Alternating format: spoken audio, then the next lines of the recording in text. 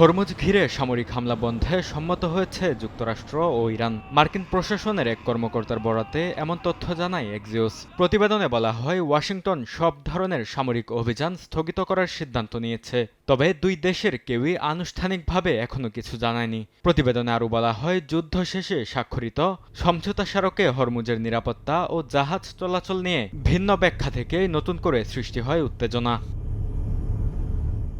এদিকে সাম্প্রতিক মার্কিন হামলার জেরে যুক্তরাষ্ট্রের সঙ্গে নির্ধারিত কারিগরি পর্যায়ের আলোচনা থেকে সরে দাঁড়িয়েছে ইরান। দেশটির সর্বোচ্চ নেতার কার্যালয়ের এক কর্মকর্তা রাষ্ট্রীয় টেলিভিশনকে জানান, যুক্তরাষ্ট্রের হামলা এবং সমঝোতা স্মারকের শর্ত পূরণ না হওয়ায় রোববারের বৈঠকে অংশ নেয়নি তেহরান।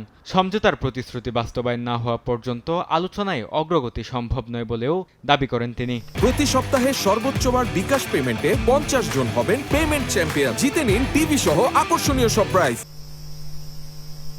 হরমুজ প্রণালীতে নৌযান চলাচল পরিচালনা ও পুরোপুরি স্বাভাবিক করার দায়িত্ব একমাত্র ইরানের, এমন দাবি করেছেন দেশটির পররাষ্ট্রমন্ত্রী আব্বাস আরাকচি। একই সঙ্গে তার সতর্কবার্তা, হরমুজ প্রণালী পরিচালনায় ইরানের ভূমিকায় কোনো হস্তক্ষেপ করা হলে তা স্বাক্ষরিত ইরান যুক্তরাষ্ট্র সমঝোতা স্মারকের লঙ্ঘন হিসেবে বিবেচিত হবে।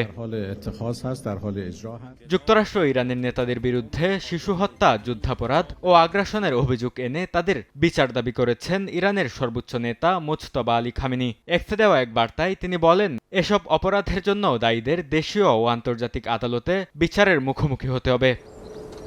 দক্ষিণ লেবাননে হিজবুল্লাহর একটি ভূগর্ভস্থ স্থাপনা ধ্বংসের দাবি করেছে ইসরায়েল। রোববার এক্সে দেওয়া যৌথ বিবৃতিতে ইসরায়েলের প্রধানমন্ত্রী ও প্রতিরক্ষামন্ত্রী জানান, অভিযানে হিজবুল্লাহর অবকাঠামো লক্ষ্য করে হামলা চালানো হয়েছে, তবে এ বিষয়ে হিজবুল্লাহর পক্ষ থেকে তাৎক্ষণিক কোনো প্রতিক্রিয়া পাওয়া যায়নি।